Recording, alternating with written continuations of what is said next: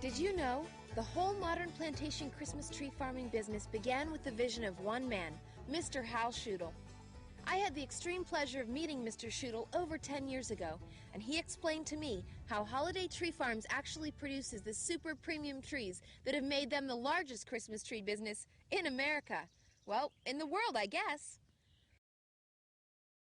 And here's the bottom line. Because of Hal Schudel's visionary work, which he started in 1955, Christmas tree farming has become one of the greatest environmental agricultural businesses in America today. I had the chance to talk with my friend Hal a while back, and he filled me in on the history of Holiday Tree Farms. I asked him to start at the beginning, and that's exactly what he did. I was born in North Loop, Nebraska, April 20th, 1918. That goes back many, many years. This was a snapshot they took of me sitting on a single row cultivator. So from that, I guess I was destined to be a farmer. So those early days were spent on the farm in Nebraska.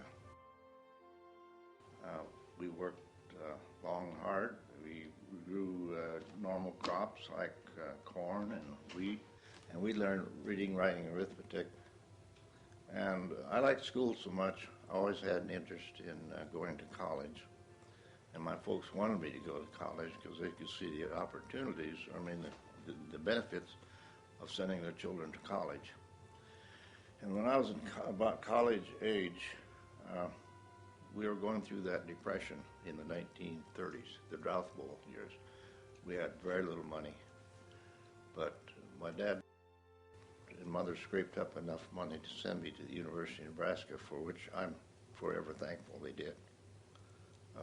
We batched to save money when we went to college. We sent home our laundry to save money, and but it enabled me to get my college education there at the University of Nebraska. And, when my father had gotten so far behind with his work on the farm in World War II because he couldn't find help, so I opted to spend a year with him catching up on his work in Nebraska.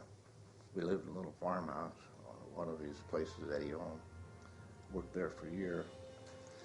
And I decided to further my education. I applied for a fellowship at Oregon State University and got it because I'd been out in the West Coast. I liked the West, and I decided I want to raise my young family out here.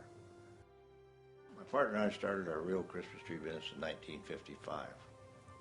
And we built that business, and my sons were involved. The older son particularly was involved in the business at that time. And they worked with us, Paul and I, for a number of years, and then they kind of decided that they would like to be part of the business, or probably they'd opt out. So at that, about 10 years later, I think it was, we bought out Paul, the other partner, and my son David and Steve and John entered the business. And since then, it's been a family business that has grown, it's prospered, and we're up to the point now, quite a number of years later, where we're shipping over 1 million trees a year. But we were somewhat visionary, I guess you might say, in that we really got into plantation tree growing. Prior to our getting into the business, most trees were cut in the wild, and that was the Christmas tree that the American people used. But we decided we could plant those trees in rows and treat them as a crop, and it didn't seem too difficult, knowing the principles of crop production. And he was a forester and I was an agronomist, so we put our talents together, decided we could do it. We thus entered into a new phase of tree production, plantation growing of trees, taking agricultural land. Our hill lands, our well-drained hill lands in western Oregon are well suited, as you know, for growing trees.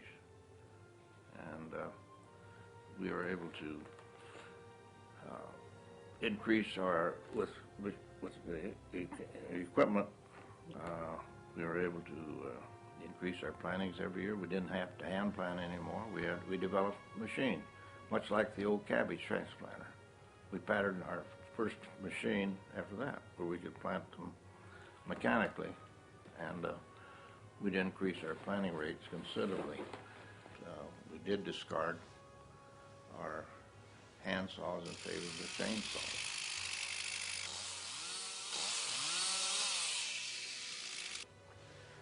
Also, our shearing mechanism had changed.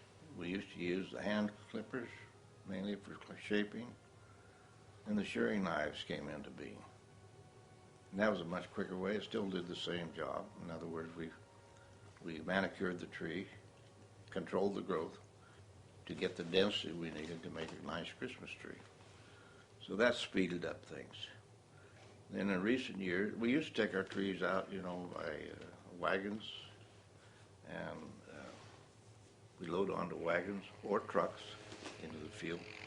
Now all of our harvest is done with helicopters, which has certainly speeded up things. We've saved our land from erosion, and we can speed up the harvest and get a fresher product for the consumer, which is a very good. I think that was one of the things that added to the reason we can get our trees out today is with the helicopters, and we can speed up our harvest considerably. It takes a lot of hand labor yet, a lot of labor, and I take my hats off to our Mexican workers that help us in the tree harvest, not only during the shearing and production season, but also at harvest time. I'd imagine we have 600 people working in the trees today, as compared to maybe a handful when they first started. We were buying our seedling just on the open market there for many years, and we weren't getting the quality that we needed. We weren't getting the seed sources we wanted. So that's when we decided to form our own nursery and grow our own seedling, and that has been very successful. It's enabled us to upgrade our quality of our seedling and get a little better seedling, a little more uniformity, and I think that's added to part of the success that we've had in growing a tree a little quicker, a little less time required in the field from time you plant the seedling until it's harvested. It's been a good business. We have our ups and downs, like any business, a family business. I'm fortunate now to have my 3 sons involved full time. There's a grandson that's fitting into the business nicely now. But it's kind of interesting. My sons are taking over the business, and I'm real proud of what they're doing. And we want to continue to support the industry, so we'll always have a bunch of good trees to sell to the public. I don't know of any other industry I could have chosen to be in that I would have liked better than the Christmas tree industry. It's been good to me, good to my family. It's good for America. God bless America.